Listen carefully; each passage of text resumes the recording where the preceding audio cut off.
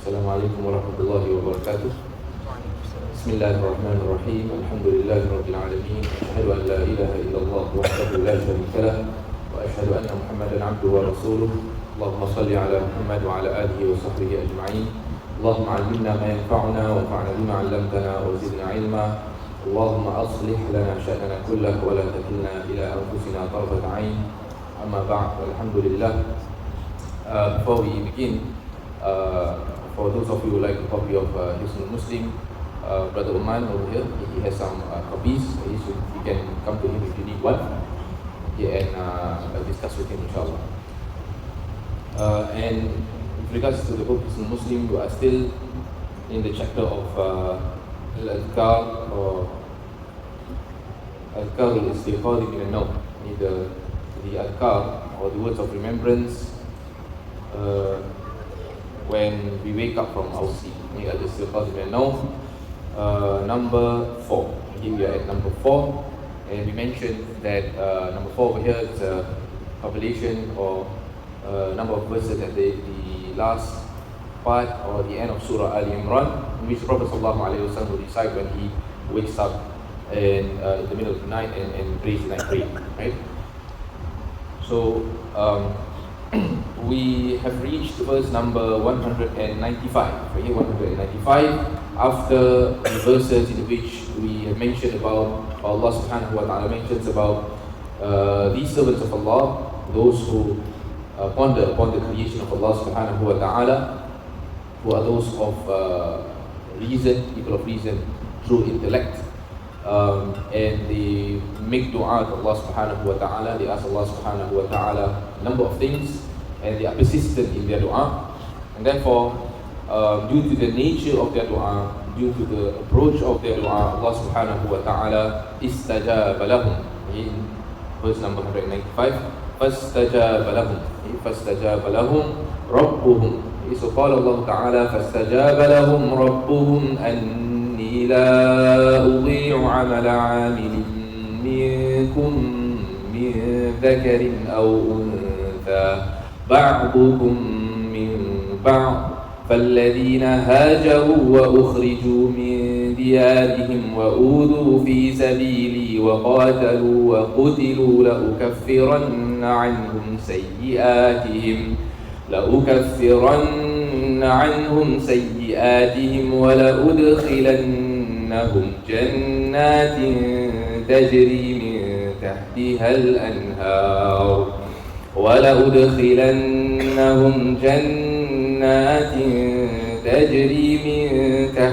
الأنهار ثوابا من عند الله والله عنده حسن الثواب. فاستجاب لهم. So Allah responded. Istajaba in Arabic بمعنى أجاب, answered the call. Istajaba, responded or answered the call. And the saying of Allah subhanahu wa ta'ala in Surah verse number 38, وَالَّذِينَ اسْتَجَابُوا لِرَبِّهِمْ وَأَقَامُوا الصَّلَاةَ. And those who istajabu to their Lord and therefore stood or basically established the prayer. So what it means over here, they answered the call, or they answered or they responded to their Lord, and therefore it was reflecting their actions, and therefore they started to establish their prayers. So istajaba bima'na answered. So they were asking Allah and Allah answered them. فَاسْتَجَابَ لَهُمْ رَبُّهُمْ. Rabbuhum over here, their Lord, and Allah subhanahu wa ta'ala did not use the word Allah. So this is due to them using the word Rabbana, and Allah subhanahu wa ta'ala, due to His leniency or due to His mercy towards them, due to His attention given to them, Allah answered back with Rabbuhum, which means that you call me Rabb, and I call you back, and I answer your call, saying Istajaba lahum Rabbuhum. And therefore this indicates that first of all the Rububiyyah, which we mentioned before. Rububiyyah has a number of meanings. It can include creation, it can include how Allah takes care of us, how Allah administers all things, and how everything is in the control and arrangement of Allah subhanahu wa ta'ala. And without Allah subhanahu wa ta'ala, everything will fall apart. However, Rububiyyah, there is a general type of Rububiyyah, and there's a specific type of Rububiyyah. Khassa and Amma. So there's two categories of Rububiyyah. And these two categories are combined or are mentioned both together in the verses 121 to 122 in Surah Al-A'raf, when Allah subhanahu wa ta'ala says, قَالُوا آمَنَّا بِرَبِّ الْعَالَمِينَ رَبِّ مُوسَى وَهَارُونَ. Okay? So this is when the army of the Pharaoh, of Fir'aun, started to drown, and they started to see the sea coming back together. Okay? And they realized what will happen to them. And therefore they said, قَالُوا آمَنَّا بِرَبِّ الْعَالَمِينَ. They said, we believe in the Lord of the worlds. And they did not suffice with that, they did not just mention that, they continued to say, Rabbi Musa wa Harun. Okay? He's the Rabb al-Alamin, Allah is the Rabb of all the worlds. Specifically, He's the Rabb, or He's the Lord of Musa and Harun. Which means that we don't go wrong. When we mention Musa and Harun, specifically the Lord in which Musa and Harun took care of them, which basically guided them, supported them, aided them, given them all these strength, and causes us to be at loss. Okay? So there's this specific rububiyyah. So specific rububiyyah is more of aid and strength given by Allah subhanahu wa ta'ala to those whom Allah subhanahu wa ta'ala have chosen, such as the prophets, for example, or such as those who strive in the cause of Allah subhanahu wa ta'ala. As for rububiyyah amma, it is we call it in Arabic mutlaq at-tasarruf, disposal, full disposal at Allah's hand, which means that Allah will take care of everything, and everything is under the care of Allah subhanahu wa ta'ala, even the lives of the disbelievers, even the lives of animals, even every single thing, every creation of Allah subhanahu wa ta'ala. So this answer that Allah subhanahu wa ta'ala mentions over here, what is it? So Allah explains, أَنِّي لَا أُضِيعُ عَمَلَ عَامِلٍ مِّنْكُمْ. That I won't, udi'u comes from the word ada'a, which means to let something be lost. Ida'a is lost, ada'a means to let it be lost. Okay? So la udi'u means la uhdir in Arabic, which means I will not abandon. Okay? However, I will account, and I will take them into account. Ahtasibuhu. Anni la udi'u amala amilin. What does it mean by amala amilin? The action or the work of any worker, or amalan, siapa yang beramal. Okay, in Malay, anybody who does his deed, we will not abandon any deed. What does it mean over here? It means that any deed, no matter how small or how big the deed is, or how much the deed is, Allah subhanahu wa ta'ala will not abandon it. Anni la udi'u amala amilin minkum. This is the meaning of amala amilin. And this is similar to the saying of Allah subhanahu wa ta'ala in Surah Al-Zalzalah, فَمَنْ يَعْمَلْ مِثْقَالَ ذَرَّةٍ خَيْرًا يَرَى. So even small, whosoever acts or whosoever does even a small deed which is in the size of a dharra. Dharra is often translated as atom. What does it mean over here? It's like a very small size. Okay? So when you have a scale, for example, and you put things on your scale, you can weigh them. Okay? However, can you weigh an ant, for example, on the scale? You can't. The scale won't go down to that small little digits. Okay? And as for the day of judgment, even the smallest amount will be taken into account by Allah subhanahu wa ta'ala. So any good deed, the smallest amount will be taken into account by Allah subhanahu wa ta'ala. And the saying of Allah subhanahu wa ta'ala in Surah Al-Anbiya, verse number 47, وَإِن كَانَ مِثْقَالَ حَبَّةٍ مِّنْ خَرْدَلٍ. Even if it is in the weight of a seed, so often translated as mustard seed, or a weight of a seed, habba min khardal, just one habba, one piece or one seed, atayna biha, we will bring it, we will bring forward. Atayna biha wa kafa bina hasibin, and we are sufficient as the one who counts and taken into count everything. Okay, mengira. Now this reminds me of something that we mentioned in the previous verses, which is that about tawassul. The tawassul, or one of the tawassul which is permissible, is the tawassul with your own deeds. That means you say and you tell Allah subhanahu wa ta'ala, I've done this, I've done such, therefore grant me such and such, for example. And therefore this verse also may add something to what we mentioned, which is sometimes we may feel that what we do is not sufficient, it's not enough. Okay?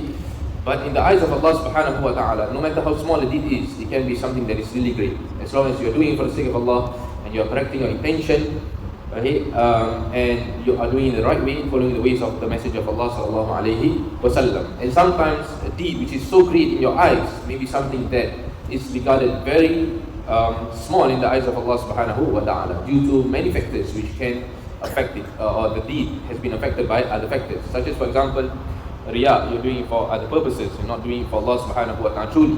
Or such as, for example, you are doing some misdeeds to other people, to the point that it affects your own deeds. Okay? in front of Allah subhanahu wa ta'ala. So when you want to perform tawassul of your al-a'mal al-salihah, of your acts of worship, of your good acts of worship to Allah subhanahu wa ta'ala, never belittle your deeds. Rather, no matter how small it is, you use it to tawassul to Allah subhanahu wa ta'ala. So use it as an intermediary between you and Allah subhanahu wa ta'ala. Tell Allah subhanahu wa ta'ala, I know I've done this, it's not enough, it's not sufficient, it's very small, this is what I did, and I hope that from what I did, you can grant me such and such, for example. And then Allah subhanahu wa ta'ala says, min dhakarin aw untha. Min dhakarin aw untha. And this is the explanation for the amil that Allah mentioned before, any worker. Okay, so this worker can be either male or female. So there is no difference between male and female. Ba'dukum min ba'. Both of you are the same. Ba'dukum min ba'. What is the meaning of ba'dukum min ba'? Means one another. One another. Between one another, all of you. We will not exclude. Male or female. So with regards to dua, with regards to you asking from Allah subhanahu wa ta'ala, with regards to the dua that you ask, male or female, you will all get the same. Whatever you ask from Allah subhanahu wa ta'ala, the response that you will get from Allah subhanahu wa ta'ala will also be the same. Now someone may ask the question, what about in the religion of Islam? The Prophet ﷺ mentioned that the females will usually be lacking in terms of ibadah, because they are lacking in terms of fasting, they are lacking in terms of prayers, right? And this is the truth. This is the truth. However, when the woman prays, and when the woman is not, let's say for example, it's not menstruating and she prays Zuhr prayer, and the man prays Zuhr prayer, for example, they will get, both of them, they will get the same from Allah subhanahu wa ta'ala. Whatever that they ask for, both of them will get the same response from Allah subhanahu wa ta'ala, because they are doing the same thing. So there's no difference between them. Each of them will get whatever that they deserve to get. So Allah subhanahu wa ta'ala then says, فَالَّذِينَ هَاجَرُوا وَأُخْرِجُوا مِنْ دِيَارِهِمْ وَأُوذُوا فِي سَبِيلِي وَقَاتَلُوا وَقُتِلُوا. فَالَّذِينَ, so those who, in my translation, emigrated. I'm not sure of the difference between the word emigrated and migrated, but hijrah basically means migration. Migration, or emigration maybe. Or وَأُخْرِجُوا مِنْ دِيَارِهِمْ. It's not all and. Those who migrated and evicted from their homes. Evicted means kicked out from their homes. Dikeluarkan in Malay. Ukhriju min diyarihim. The places of the place where they were staying. Diyarihim. Wa udhu fi sabili. And they were harmed in my cause. Di sakiti. They were harmed in my cause. Fi sabili. They were doing things in my cause, and they were harmed and hurt while they were doing this. Wa qatalu wa qutilu. And or fought or were killed. Now in my translation it says or, and there's a reason for this. However, in Arabic, wa means and they fought and they were killed. What does it mean by fought? Over here means jihad. When you go for jihad, you fight. So this is the meaning of qatalu. Qutilu is istishhad, which means being a martyr, dying while fighting for the cause of Allah subhanahu wa ta'ala. So there are 5 description or characteristic over here. First one is al-hijrah. The first one is al-hijrah. Second one is ukhriju min diyarihim. Now in hijrah, there are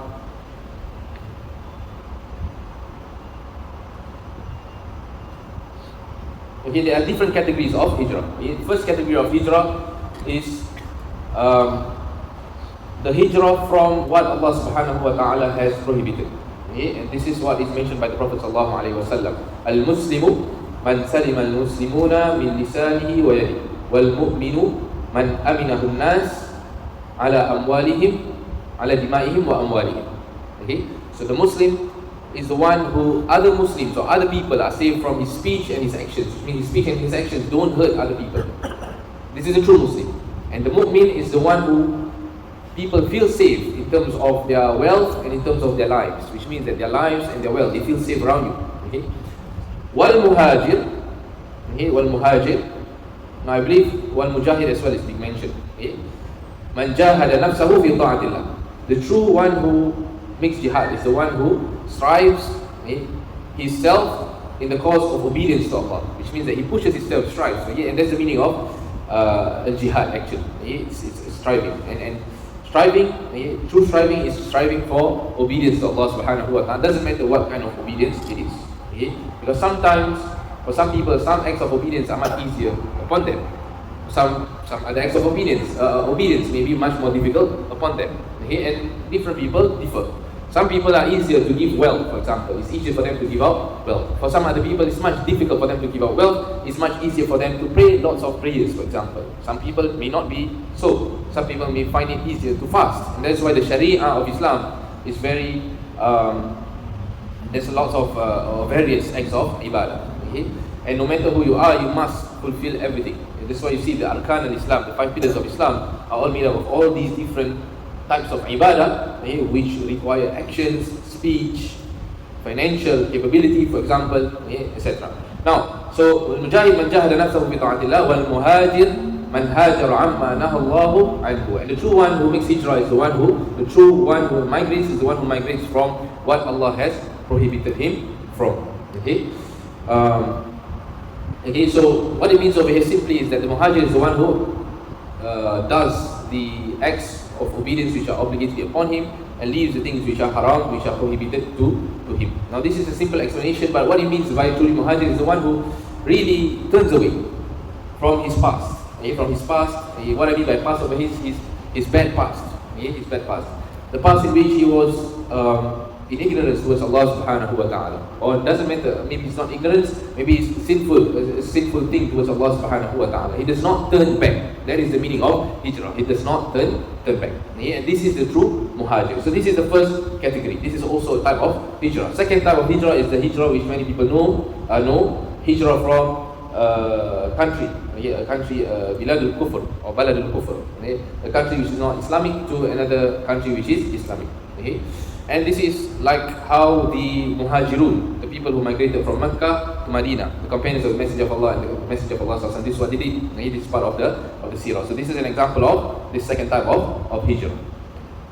Now the third one, al-hijrah min balad al-fisq ila balad al-istiqamah. To make hijrah, to migrate from a country which is a sinful country basically. So to a country which is istiqamah, a country which takes care of the rulings of Allah subhanahu wa ta'ala. So for example, some countries which are Islamic may not really take care of all or fulfill or carry out all the rulings of Allah subhanahu wa ta'ala truly.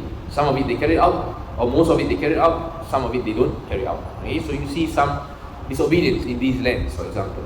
So this is a third category of hijrah, to migrate from such lands to another land which is much more or basically takes care of the rulings of Allah subhanahu wa ta'ala more than the other. Balad al-istiqamah. So let's say for example, and there is another type, but I need to check on this one, which is to move from a land which is not Islamic to another land which is not Islamic but a better land. Not really sure whether this is considered as hijrah, but let me check on this. And this is what happened when the Muslims migrated to Abyssinia or to Ethiopia, right? To Al-Habsha. Habsha wasn't an Islamic country, it was a country whereby there were Christians there. But they migrated there because it was much better for them than the country that they were in at that point of time was Makkah. So these are the different categories or different types of hijrah. Now as for, yes, re-summarize. Okay, quickly. The first one, migrating from what Allah has prohibited. Second one, migrating from an un-Islamic country or non-Islamic country to an Islamic country. The third one, migrating to an Islamic country but a lesser, to a more Islamic country. 3 only. The fourth one, I'm not sure. We need to check. Now, as for the ruling on hijrah, this is not the time or place to discuss about this. It's going to be somewhere else, inshallah. This is not the suitable time or suitable place to do so. So, let's go back to the verse. Allah subhanahu wa ta'ala says, فَالَّذِينَ هَاجَرُوا وَأُخْرِجُوا مِنْ دِيَارِهِمْ, and evicted from their homes. So, being evicted from your homes can be in a number of ways. Either straight away, which means that you are immediately evicted and kicked out from your land, or let's say for example by the pressure that is being put onto you. So sometimes you are not evicted immediately, but you are being pressured, and you are living in a state whereby it's not comfortable for you to live in, to the point that one day you know that you are gonna leave that place. So which one is worse? First or the second? Second? Everybody agrees? Second? Second, everybody say second. Okay, actually the first one is worse, because second you have time to be patient, right? Even if you are in an uncomfortable state, you still have a place to stay, for example, and you can be patient upon whatever that you are facing. The first one is much worse. You don't have any time at all. You immediately have to leave. Okay. Okay. So وَأُخْرِجُ مِنْ دِيَارِهِمْ diyarihim over here, their place or their lodging or the place where they are staying over here can be permanently or temporarily, such as for example rental, for example. All of these are considered diyarihim as well. Even though it's a temporary stay, you know that you're staying for quite a long time. So even if you are staying temporarily or doing rental, for example, okay, this is also considered as dar as well, place of stay. Allah subhanahu wa ta'ala says, وَأُوذُوا فِي سَبِيلِي, and were harmed in my cause. Okay? Were harmed in my cause.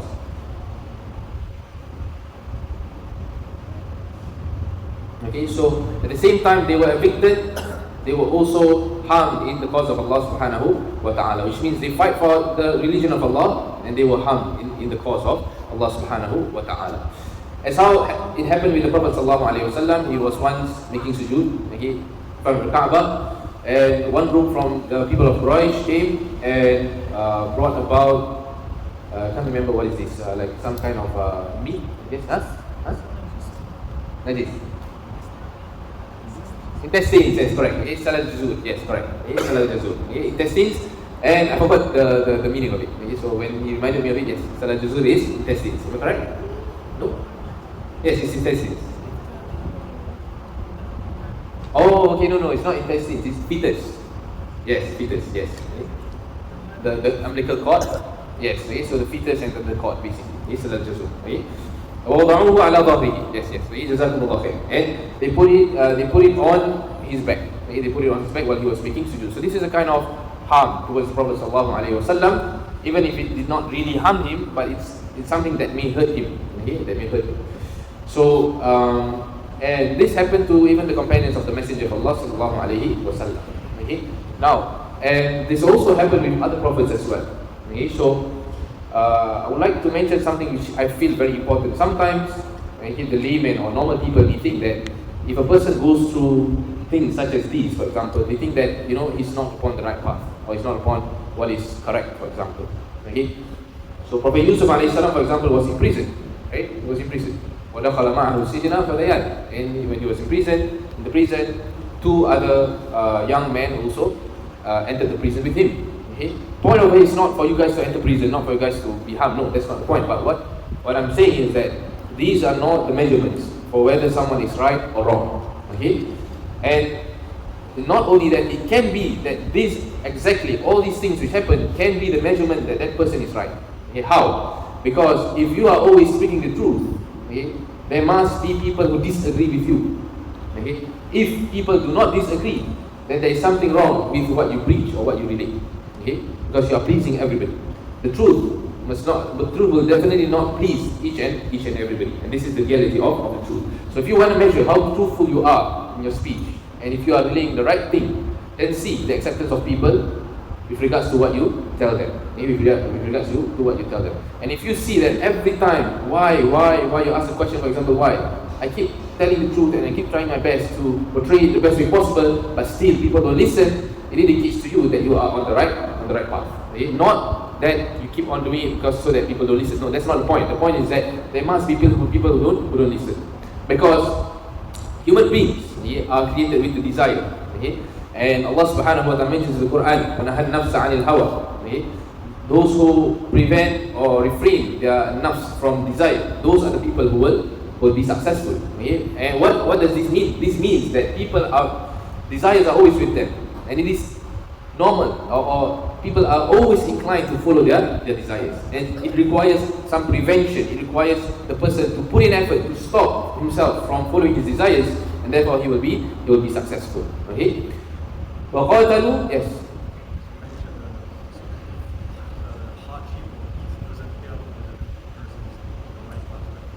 Yes.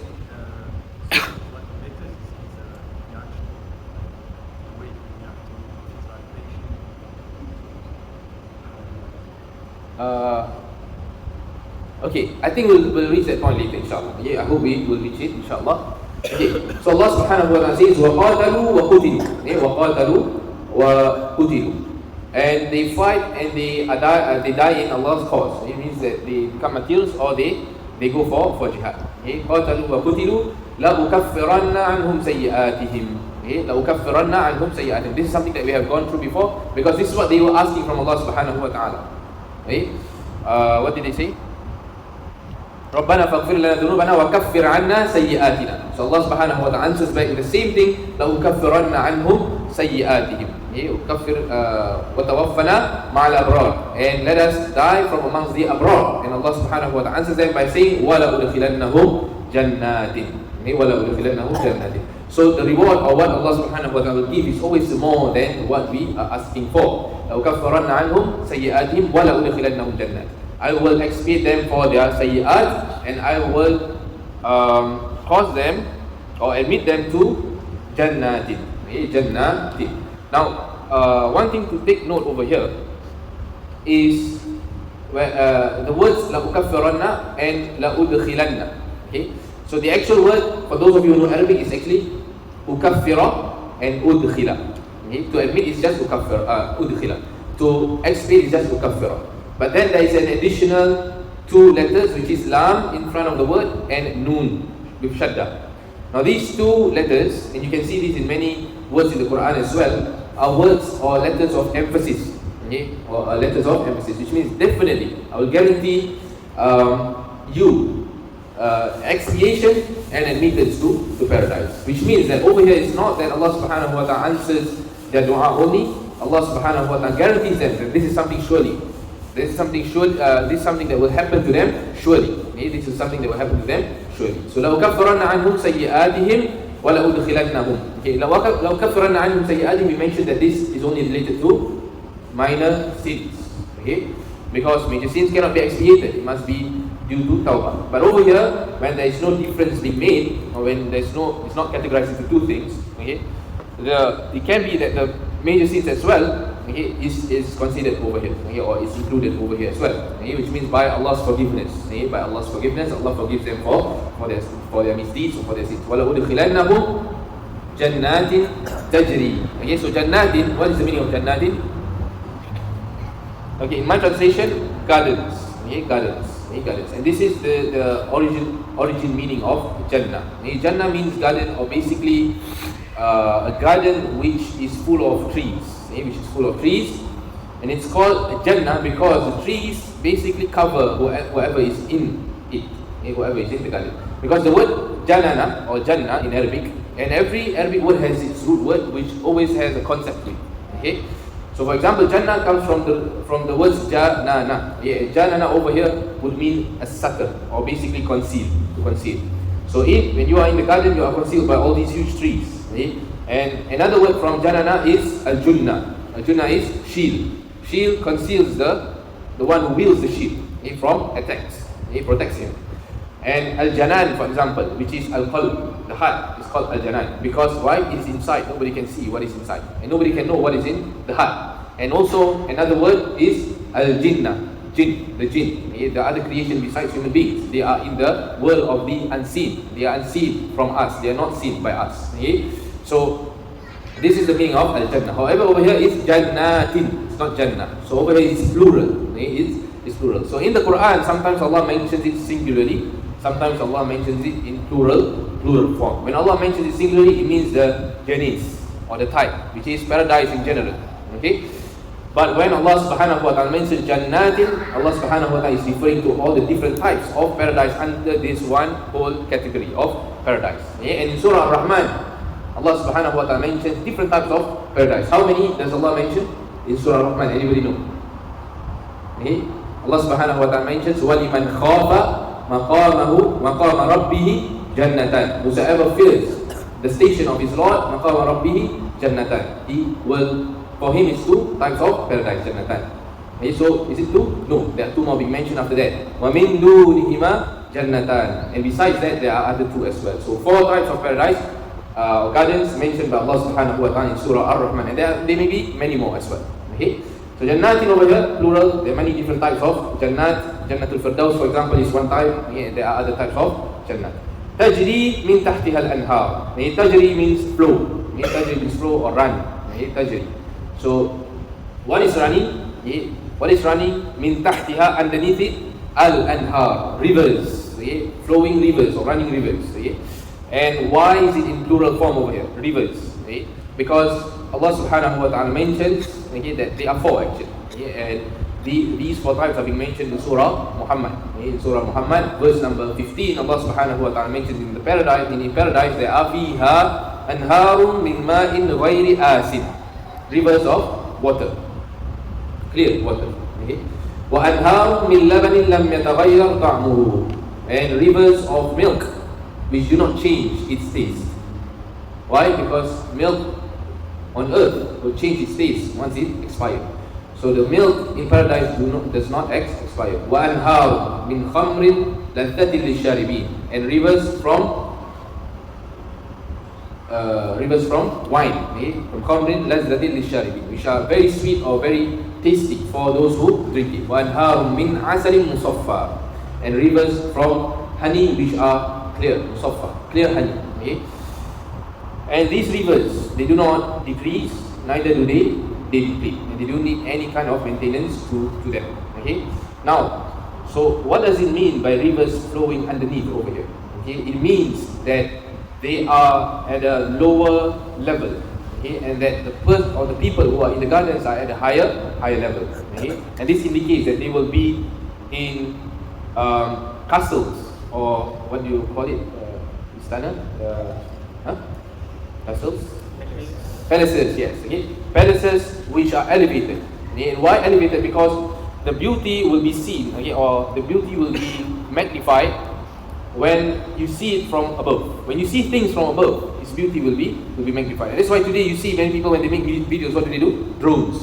Why? Because you will see the beauty and the magnificence of what the drones will capture. So Allah subhanahu wa ta'ala describes the gardens of paradise over here in such a manner, which means the rivers will be flowing at lower level, and you will be able to see it from above your palaces. Thawabam min indillah, as reward from Allah. So what does it mean by thawabam min indillah over here? It's a reward from Allah. We know that the reward is from Allah, but why is it mentioned it is from Allah? Because the greatness of the reward, it goes back to the greatness of the giver, the one who is rewarding. And if Allah subhanahu wa ta'ala is the one who, if Allah subhanahu wa ta'ala is so great, therefore the gift will be very, very, or will be so great basically. And that is why after that Allah subhanahu wa ta'ala mentions thawaban min indillah, wallahu indahu husnul thawab, and Allah, it has with him the best reward. So this is an emphasis of wallahu thawaban min indillah. Now,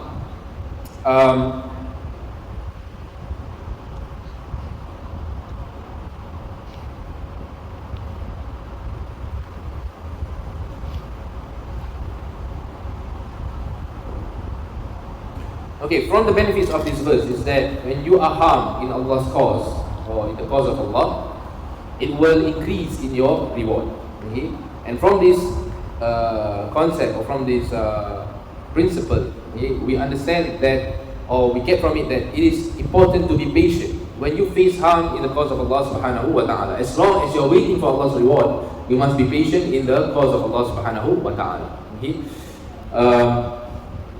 Because if you remind yourself every time that you are waiting reward from Allah subhanahu wa ta'ala, you remind yourself that the reward lies in your patience, because as long as you are in this state, you are patient, then you will be rewarded by Allah subhanahu wa ta'ala. And you know that as long as you are in this state, you will be rewarded. Then to remain in this state and to remain well in this state, you must be patient to Allah subhanahu wa ta'ala. Understand what I'm trying to say? Yes.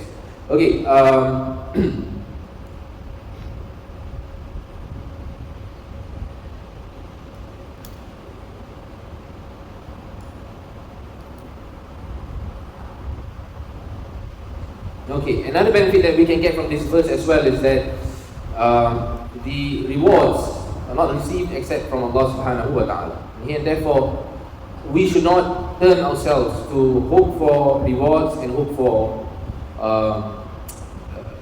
I don't know if I can't think about any other word, but essentially rewards or sometimes praises, for example, or other things from other than Allah subhanahu wa ta'ala, but we should always turn to Allah subhanahu wa ta'ala, because the greatest reward lies in Allah's hands. Okay? The problem with us is that we always turn to other the creation of Allah subhanahu wa ta'ala for what we hope for, okay, rather than Allah subhanahu wa ta'ala, and we lack hope in Allah subhanahu wa ta'ala, okay, when we ask from Allah subhanahu wa ta'ala.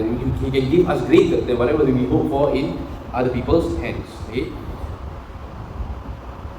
Okay, and then Allah subhanahu wa ta'ala says, لا يغرنك تقلب الذين كفروا في البلاد. لا يغرنك تقلب الذين كفروا. Same thing over here. You see the noon shadda at the end of the word. So it's actually لا يغر, but noon over here is emphasis, ta'kid in Arabic. لا يغرنك. And the meaning of yaghur means to be deceived. Okay? Yes, to be deceived. Okay? Do not be deluded, do not be deceived. La yaghurrannaka you. Okay, so over here, you be not deceived. Oh, you be not deceived. It's actually la yaghurrannaka. Okay, you should not be deceived, something like that.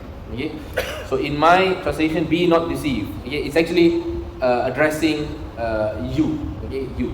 So over here, you over here can be referring to the Prophet Muhammad sallallahu alaihi wasallam. Allah is speaking to him. Okay, however, there is this principle. Okay, because it can be possible that it can be addressing the Prophet, or it can be addressing whoever is facing this kind of situation. Okay, now there is this principle in Tafsir, in the Tafsir of Quran, which is that إذا كانت الآية تحتمل معنيين متباينين التي لا يتناقضان. Okay, which means that if the ayah, okay, there's a possibility to mean two different things, okay, which are clearly different. For example, over here the address can be to the Prophet or to somebody else, totally different, but they do not contradict, which means that either it's addressing, even if it's addressing the Prophet or if it's addressing to another type of people, it's the same kind of address. Okay, so if it is this is the case, okay, it will include both of them altogether. Okay, now if there is a possibility that one is much more general than the other, then you will the exegesis or the tafsir will be more general, will be referring or will go to the general one. Okay, why? Because the one which is more specific can go under the general explanation or the general one. Understand? Okay, and however the opposite cannot happen. Now if we say, for example, it's specific to the Messenger of Allah sallallahu alaihi wasallam, can we say that it's an address for other people? No. But if we say that it is specific to anybody who faces this situation, it also includes the Messenger of Allah sallallahu alaihi wasallam as well. Okay, so this is a concept or principle in tafsir. Okay, so la yaghurrannaka over here is general. Okay, so anyone who faces this kind of situation. What is the situation? The one who sees the taqallubul ladina kafaru fil bilad, the uninhibited movement of the disbelievers. Okay, taqallub, taraddud, moving here, moving there. Okay, so they are moving from one country to another. Okay, for what purpose?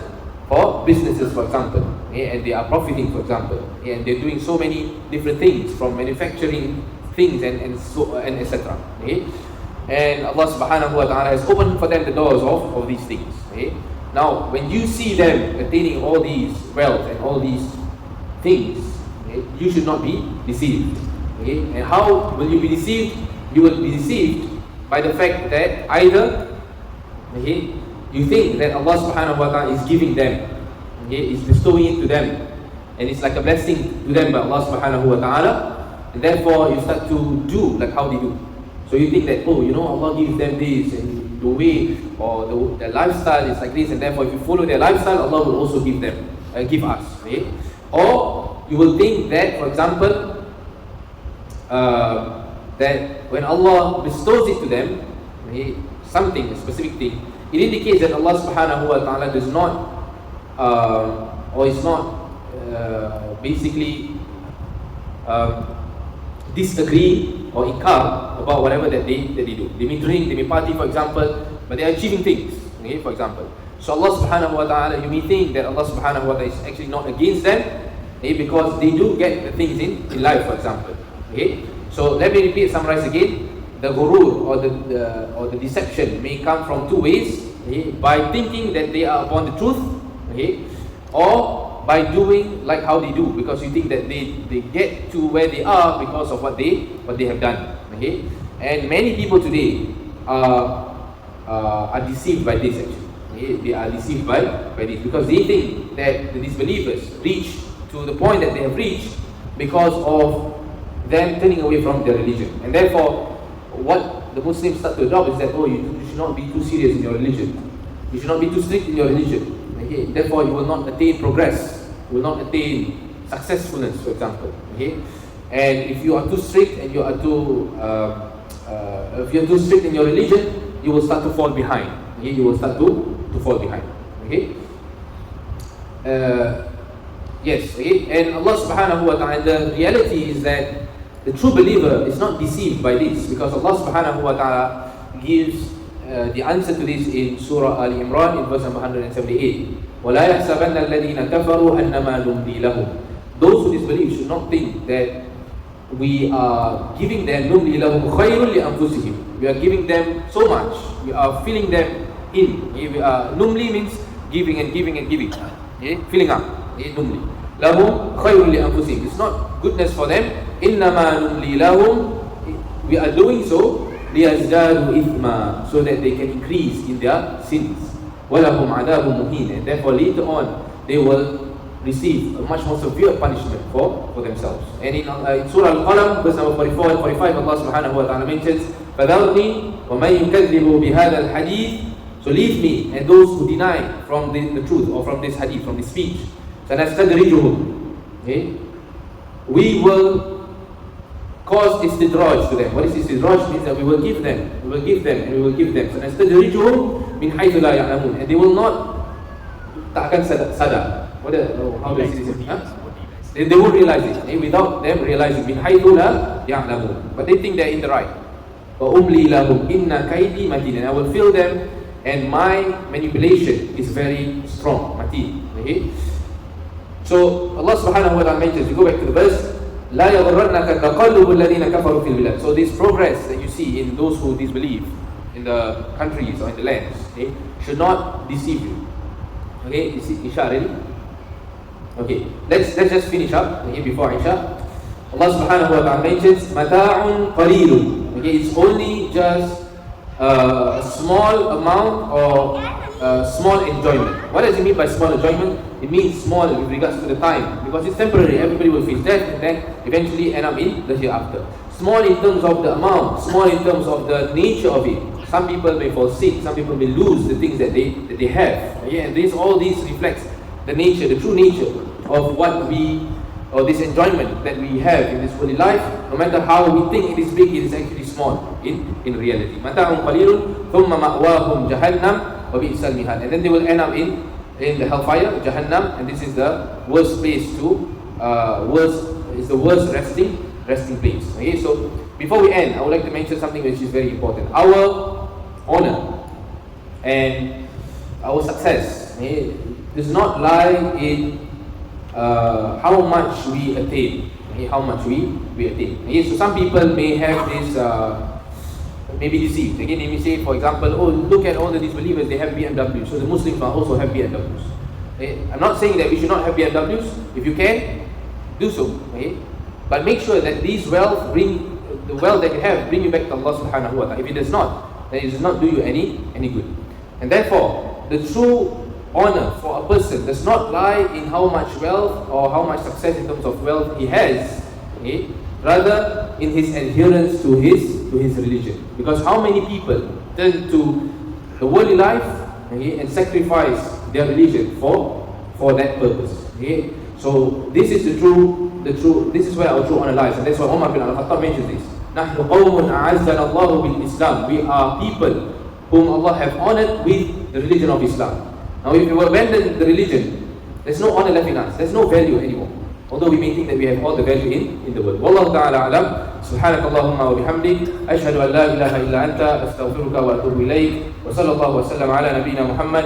Walhamdulillahi rabbil alamin.